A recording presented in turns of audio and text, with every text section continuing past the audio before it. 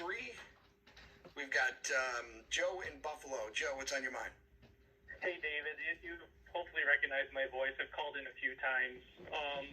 I want to talk about one of our local politicians, Stefan. He went on a bus yesterday down to D.C. with Charlie Colleen, who's the leader of the Watchmen, and Brett Bureau, who's the leader of the Proud Boys. These groups, I'm getting tired of them being called protesters. They are terroristic groups. They are in our city in Buffalo right now. People are just letting them do what they want.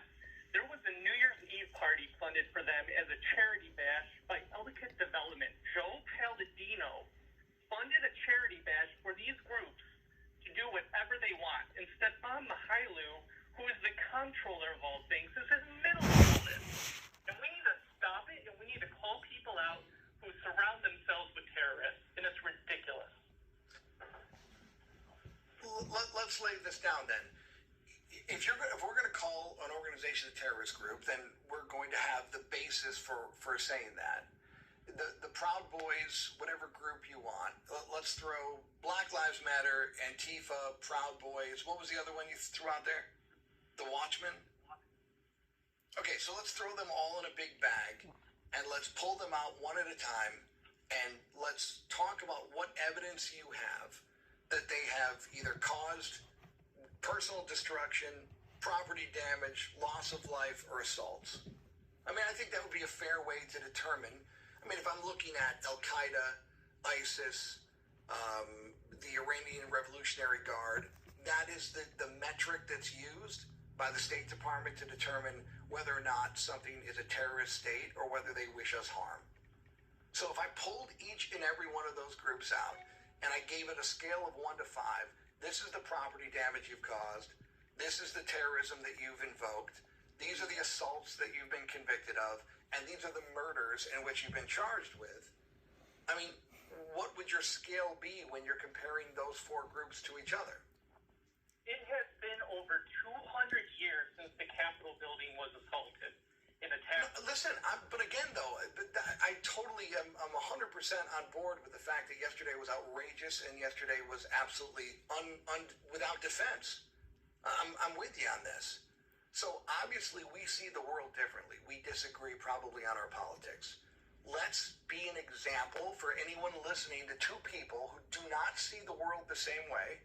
And let's come up with a way that we can agree together on how we can move our narrative forward without playing this ridiculous game of they're terrorists, we have terrorists. Their ad hominem attack, hyperbole, we're going to match it with ad hominem attacks and hyperbole. How do we, you and me, set an example to show that 2 people can disagree about everything but still be respectful and actually gain something out of our discourse? How do we do that? Mind you, we probably don't disagree on everything. I think you'd be surprised to hear I voted for John McCain over Obama. But anyway, I digress. The point is, our local politicians who are surrounding themselves with people to gain political status need to stop. And that is what Stefan Mychajliw has done. And they feed their ego and they feed these groups who then get to a point where they explode. And then they attack a Capitol building and people die. And that is where the problem is. Our politicians see this to fill their own political ego. And I think you can agree with that. Listen, I'm going to tell you that if you can show me where the Proud Boys and members of the Proud Boys are in the Capitol building, I'm with you. If the Watchmen are, bashing cops and breaking into the Capitol building, I'm with you. But I also have Antifa, and I have been very inconsistent conversations coming from the left and from the Democrat Party as whether or not these are friends, foes, or domestic terrorists. And I'm telling you, if a member of Antifa is doing something stupid, let's call them stupid. If a member of Proud Boys is doing something stupid, let's call them stupid. But we're not going to assume that the people with Stefan Mychajliw broke into the Capitol building, and we're certainly not going to put that credit. I mean, Colin Kaepernick doesn't deserve to be arrested or shamed for the actions of people that were in the streets this summer.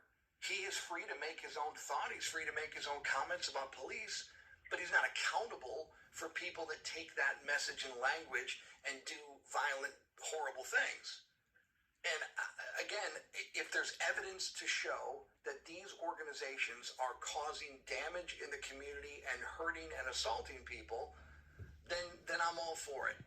But I'm not going to do it without evidence. And quite frankly, the Constitution gives you the ability to be agnostic, to be pro-government, to be anti-government, to say horrible, nasty things. And we defend that as well. We defend the rights of Black Lives Matter to say whatever the hell they want to say. The 1619 Project, I mean, I don't know how many historians were hired on the payroll to write that. I disagree with all of it. But they have a right to put it out there. They have a right to share it. I think that when it comes to ripping down statues or entering the Capitol building or attacking federal courthouses or threatening elected officials, no matter where you stand, I'm 100% against it. I'm 100% against anyone threatening another person because you disagree with them. I'm never going to be on your side if you're threatening people because you disagree with them. At the same time, the message of Black Lives Matter is that people are upset. And we have to be cognizant of people that are upset. Why are you upset? If you were going to ask that question of young African Americans in the streets all summer long during COVID, I think it's fair to ask that same question about people on the right that are marching on the streets upset about this election. Why are you upset? That is the dialogue to have. How do we fix this? Do you need an investigation, even if you know that you're right and this election was righteous and it was fair and it was legal? I mean, not too long ago, we heard one side say Russia elected Donald Trump. We sat through 3.5 years of an investigation only to be told and proven that everything that was alleged was not true, but we did it anyway. Why?